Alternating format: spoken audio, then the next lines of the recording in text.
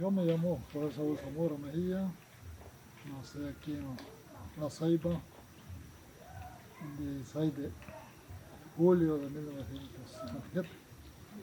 Ahora tengo 22 años y soy sobreviviente de la masacre que sucedió aquí en mi casa, donde murió, digamos, mi madre y dos hermanos menores y un amigo que teníamos los niños. La masacre, digamos, se dio desde agosto del 80 por la Guardia Nacional y paramilitares como orden llamado. Eso fue tipo más o menos 10 a 11 de la noche, ¿no? Que se dio el caso. Bueno, nosotros, en el caso mío, bueno, también estábamos durmiendo por la persecución política que los seguía la guardia en otro puesto, algo cerca, como 2 kilómetros. Y desde allí oíamos lo que sucedía. Bueno, no sabíamos qué sucedía, sino que nos imaginábamos que algo puede estar sucediendo de que venían a fregar a la gente. Pero nunca imaginamos que era nuestra familia la que había siendo atacada aquí. Como decimos, se veían los porrazos de las puertas y después se veían balazos. Bueno, por ejemplo, mi mamá, digamos, fue con armas de fuego, a un hermano fue con machete y otro hermano fue como degollado, porque veía como que era huevo estrellado, le veía la parte esta. Y el otro niño que estaba ahí durmiendo ahí con ellos. Solo hubo un sobreviviente ahí, que era familiar de ellos, de los que venían al ataque. La soledad sobrevivió aquí, digamos, de los que vivían en la casa. De los otros hermanos, digamos, otro hermano que tenía no se libró porque estaba durmiendo en otra casa. Y mi papá lo mismo, fuera de que librado. Entonces, ese es el caso que la Guardia Nacional con los paramilitares vinieron a hacer la masacre. Más o menos. Y están enterrados en una parte del mango, así por acá. Porque, digamos, yo no estuve en la cuestión de enterrarlos porque por miedo siempre a la guardia nos salimos rápido, lo venimos a ver. Que los salió a encontrar el hermano que sobrevivió, contándole la historia que quiénes eran, que era nuestra familia. Bueno, entonces no los quedó chance de ni ayudarlos a enterrar, sino que rápido los sacamos, los peligrábamos. Así es más o menos la historia que tenemos de eso. Mi nombre es Marco Tulio Mejía Palma, también soy originario de aquí del cantón La Ceiba, Las Vueltas, Chalatenango. También viví ese momento difícil del 10 de agosto de 1980, donde la Guardia Nacional de Las Vueltas y grupos paramilitares vinieron acá al cantón esa noche, que por suerte alguien nos dijo: miren, dicen los de Las Vueltas, así decían, dicen los de Las Vueltas que van a venir a eso de las 6 de la tarde.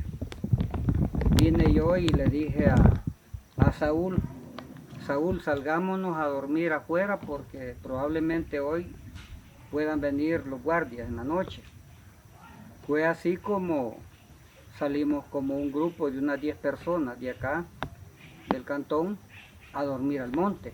Aquí nomás, a escasos kilómetros, 2,5 kilómetros de distancia, en una loma por ahí. Y fue cuando a esa misma hora que él dice, a las 10, empezamos a oír golpes en puertas, tiros así relanceados. Y bueno, la la bulla que se escuchaba y nosotros ya no dormimos esa noche del 10 de agosto. Tuvimos que movernos donde estábamos y nos fuimos más lejos de acá a esperar que amaneciera el día, y el siguiente día, 11 de agosto, fue que nos venimos con él. Dejamos a la otra gente porque andaba mi papá, mi mamá y otras personas adultas. Los más jóvenes éramos nosotros, venimos acá y entramos precisamente aquí por donde está el centro escolar. Entramos cuando vimos que por aquí había una pila de chorro de agua. Ya vimos que tenían a mi hermano menor de 5 años que le estaban lavando la cabeza, y cuando entramos ya vimos de que acá habían asesinado a 4, ya él lo dijo a quienes, su madre, sus 2 hermanos, y aquí murió un primo hermano mío que se llama Evelio Mejía. En la casa de mi abuela que quedaba por ahí, murió mi hermano menor de 10 años, José Ulises Mejía, y mi hermana menor de 12 años, Rosalidia Mejía. Y murió una señora que había posado esa noche, que es de otro caserío, había posado esa noche y la asesinaron, teniendo una tiernita amamantando. Sobrevivió ahí en esa otra casa mi abuela, que tenía como 80 años, y mi hermano de 5 años, que lo dejaron herido. Más arriba mataron a un primo hermano también, en otra casa, él solo lo asesinaron. Esa noche pues fueron 8 personas las que asesinaron, en su mayoría menores, 5 menores de edad. Y eso dio lugar a que este cantón, casi el 90% de la población ese día, se fueran. Un éxodo masivo a buscar formas de vivir a donde les dieran apoyo, incluyéndonos nosotros. Sálvese quien pueda, porque el terror era tan enorme que decían ya vienen de vuelta y al que encuentren acá lo van a asesinar. Nosotros no pudimos estar en los entierros de nuestros familiares porque los que quedaron acá nos dijeron váyanse ustedes, nosotros nos vamos a encargar de enterrarlos. Claro, aquí antes de eso han habido más asesinatos. Por ejemplo, Justo Mejía, que era mi tío, pues él fue asesinado con mucho tiempo antes, en el 77, el 9 de noviembre. Mi hermana murió el 8 de marzo de 1978, la misma Guardia Nacional lo mató. Y también después, cuando algunas personas quedaron haciendo resistencia de no irse, mataron a otras personas, mataron a un tío de él que se llamaba Juan Ramón Zamora, hermano de su papá. Mataron a otro señor que se llamaba Francisco Delgado con su esposa, su hijo. Y mataron a otras personas así que encontraron, que hacían resistencia a no irse, pero tampoco hacían resistencia a irse para el puesto o irse para las vueltas donde tenían a la gente, ellos decirles, bueno, están con nosotros, están con la guerrilla, porque así decían ya. Entonces, de esa manera se dieron los hechos el 10 de agosto de 1980 y a continuación, digamos, los diferentes asesinatos selectivos que se dieron por los mismos guardias nacionales de la puerta. Entonces, en ese momento cuando llegó la Guardia Nacional en conjunto con Orden, ¿ustedes agarraron para el monte o usted ya estaba allá? No, estábamos antes, porque ya la persecución nos hacía que salieron, porque como dije comúnmente, ya estábamos quemados, porque ellos reconocían que éramos gente organizada. Entonces teníamos que buscar siempre cómo andar librándolos. Y como se consideraban que la familia no era la familia en sí, mía, se consideraba que no estaba así quemada directamente como hacían como la familia de él, que ya estaba más dañada, o sea, que la perseguían más. Y la mía no sentía así, pero más confianza, y por eso también el primo de él lo dejaron los papás ahí que tenían, porque no habíamos ido. Pero la mala suerte que fue para la cuestión. Aquí era una base fundada de UTC. Por supuesto que la base salió de mi tío Justo y otros compañeros.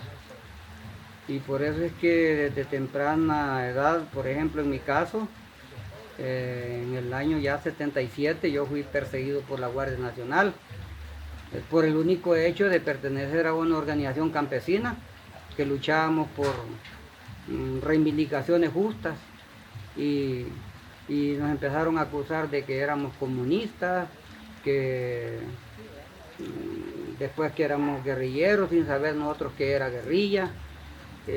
Yo por ejemplo empecé a dormir fuera de mi casa allá por agosto de 1977, mucho antes del 80, porque yo ya me buscaba mucho la Guardia Nacional en la casa. No así pues los demás jóvenes, pero fue así que, bueno, yo ya tenía un poco de experiencia, de un poco dejar la comodidad de estar durmiendo en la casa o en una cama o en una hamaca y estar durmiendo así como está lloviendo ahorita allá en el monte, bajo un nylon, o a la intemperie.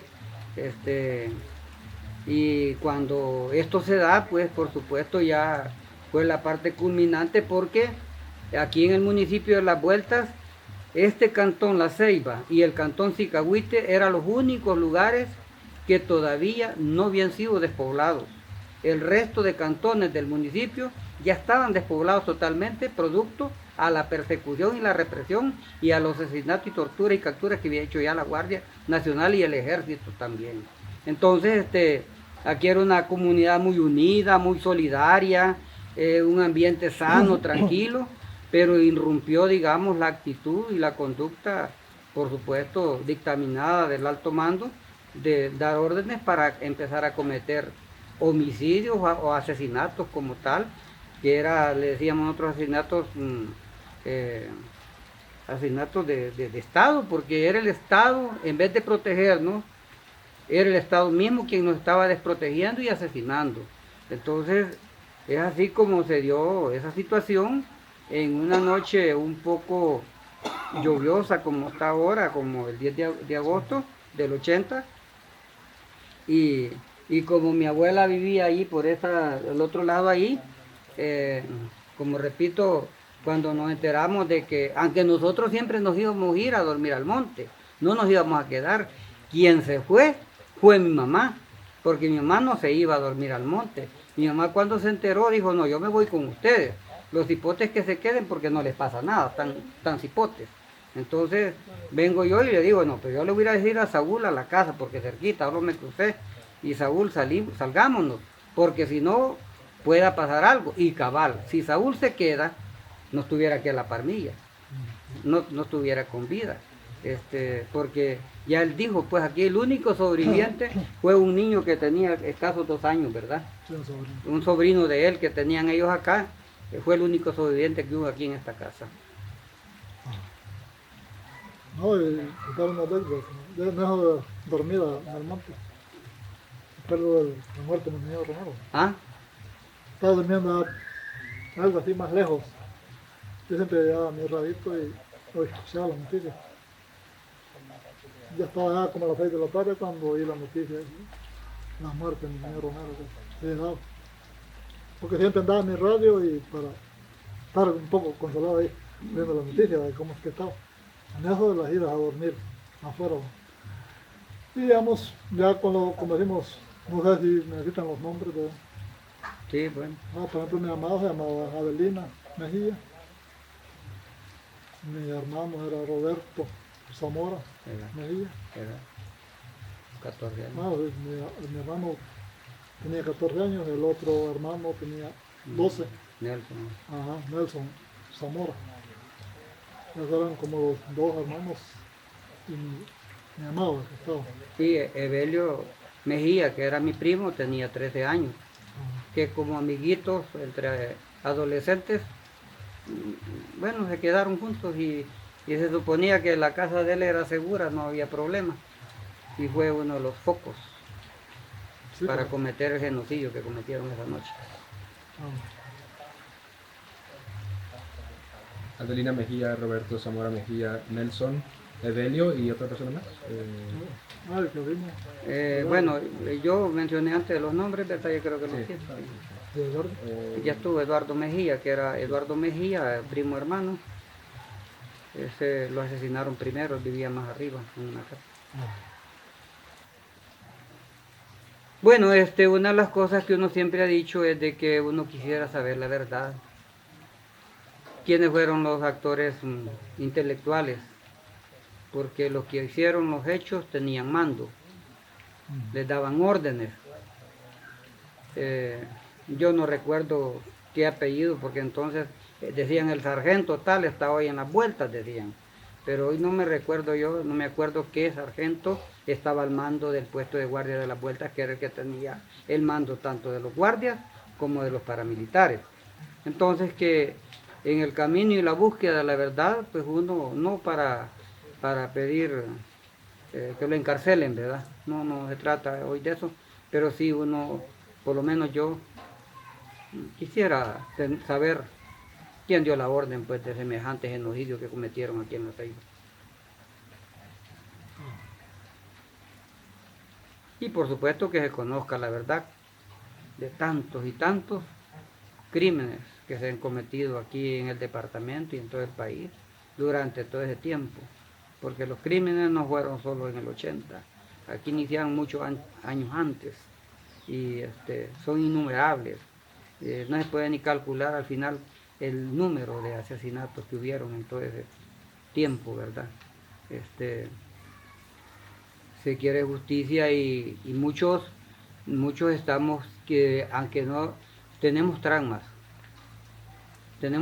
de eso, porque cuando uno se acuerda de eso, le agarra, se pone mal uno, se siente impotente a esta altura de la vida, que ya pasaron 39 años de esos hechos, no se olvidan, están como que ayer fueron.